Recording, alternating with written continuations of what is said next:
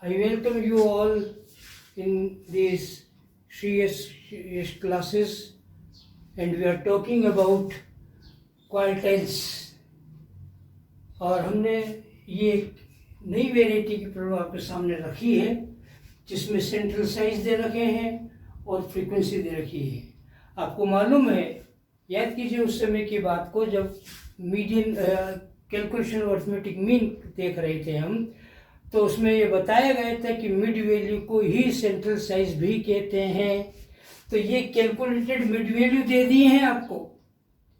यदि मीन होता कैलकुलेशन के लिए हमारे पास, तो हम सीधे फॉर्मूला अप्लाई करके कैलकुलेशन दे देते। यहाँ पे एज मीन मानते एफ डी एक्स देते और एफ डी एक्स कैलकुलेट करके मीन कैलकुलेशन किया जा सकता। पर मीडियन हो और क्वार्टाइल्स हो, आगे चलेंगे मोड भी आएगा उसमें भी, तो हम सेंट्रल साइज से कैलकुलेशन नहीं बढ़ा सकते, हमें चेंज करना पड़ेगा। और पहले जो ओरिजिनल फॉर्म होती है कंटिन्यूस सीरीज की, जिसमें लोअर लिमिट और अपर लिमिट दोनों दी हुई होती है, वो करना पड़ता है।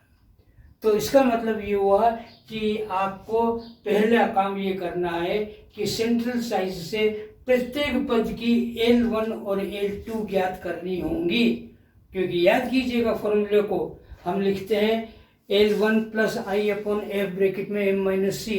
तो L1 काम में आएगा, L2 काम में आएगा, तभी हम आगे बढ़ सकते हैं। और यहाँ L1 और L2 है नहीं, इसलिए पहले ये मालूम करना होगा। अब देखिए नया तरीका किस प्रकार से L1 और L2 देखा जाता है। सबसे पहले हमें मालूम करना होगा CD कॉमन डिफरेंस, और कॉमन डिफरेंस होता है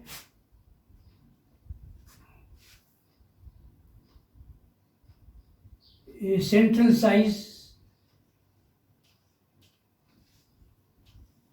minus previous central size.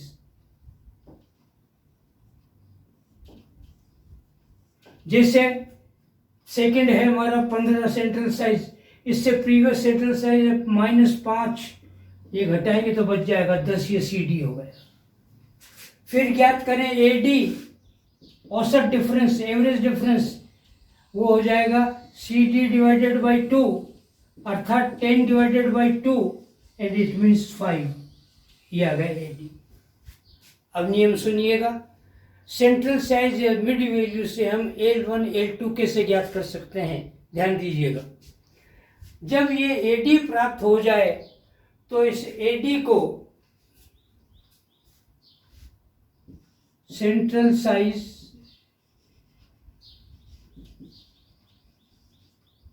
Minus AD बराबर L1, central size plus AD it is L2। Central size में से AD को घटाएं तो L1 आएगा, और सेंट्रल साइज में यदि AD को जोड़ दें तो L2 प्राप्त होगा। For example 5 minus 5 is 0 and 5 plus 5 is 10. Therefore, the first item will be 0 to 10. Second, 15 minus 5, it is 10. 15 plus 5, it is 20. And therefore, the second will be 10 to 20. इस प्रकार से हर पद बनता चला जाएगा। और अब ये आएगा items, 0 to 10, 10 to 20, 20 to 30, 30 to 40, 50 से 60, 60 से 70 और 70 से 80, ये पद हो गए। अब आप क्वेश्चन टेकअप कर सकते हैं, मीडियन करें, क्वार्टल्स करें, आगे चल के मोड आएगा वो करें, कोई सा भी किया जा सकता। आइए एफ आपको दे रखे, CF ज्ञात करते हैं। 15, 20, 35, 60, 84, 96, 127,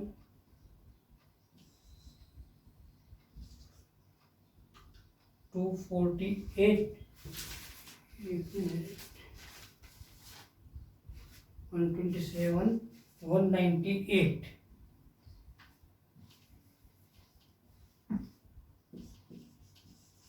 And it is 250.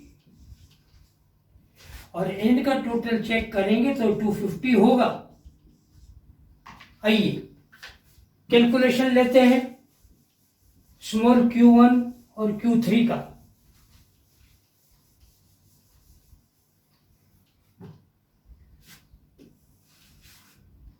q1 is equal to n/4, ascending order है, एक्सक्लूसिव सीरीज है, ध्यान रहे, इसलिए इट इज 250/4,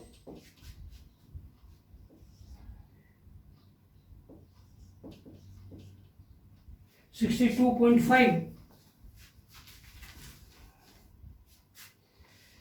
एंड ये एग्जिस्ट कहाँ करता है देख लीजिएगा, इसका एग्जिस्टेंस है 62.5 का यहां,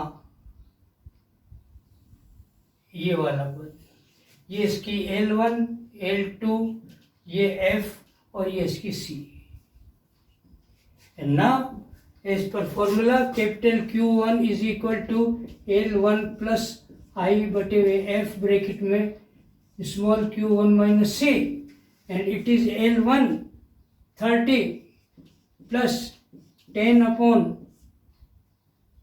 F is 24 bracket small q1 62.5 minus C is 60, and it is 30 plus 10/24 into 2.5, और ये हो जाएगा 30 plus 1.04 and the answer will be 31.04। ये Q1 हो गया। लाइकवाइज हम बात कर से Q3 की, नोट कर लीजिए आप इसका।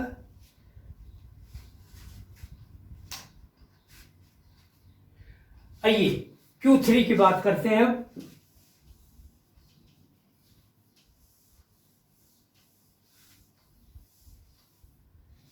Small q3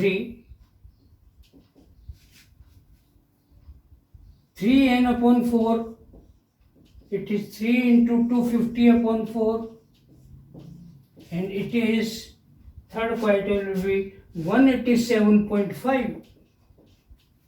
Now capital Q3 is equal to L1 plus I बटे F ब्रैकेट में small q3 minus C।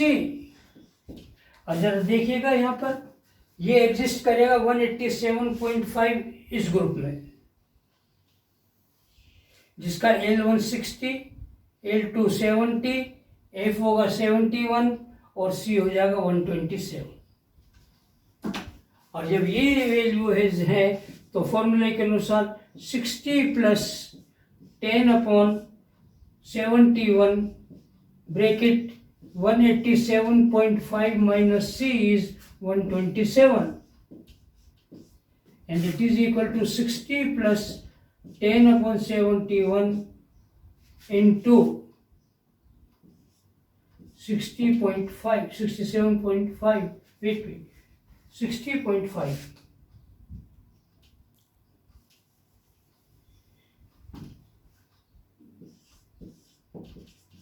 And now it is 60 plus 8.52, and the answer will be 68.52. Here is the answer of your problem.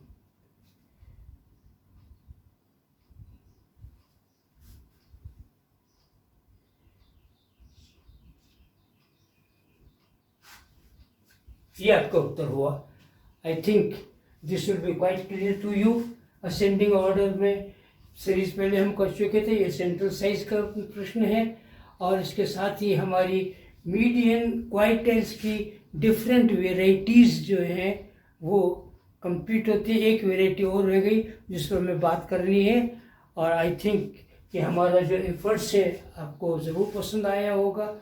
यदि है ऐसा तो फिर पसंद कीजिएगा, like कीजिएगा, सब्सक्राइब कीजिएगा, और जो भी क्वेरीज हो उन्हें भेजना मत भूलिएगा। Thank you.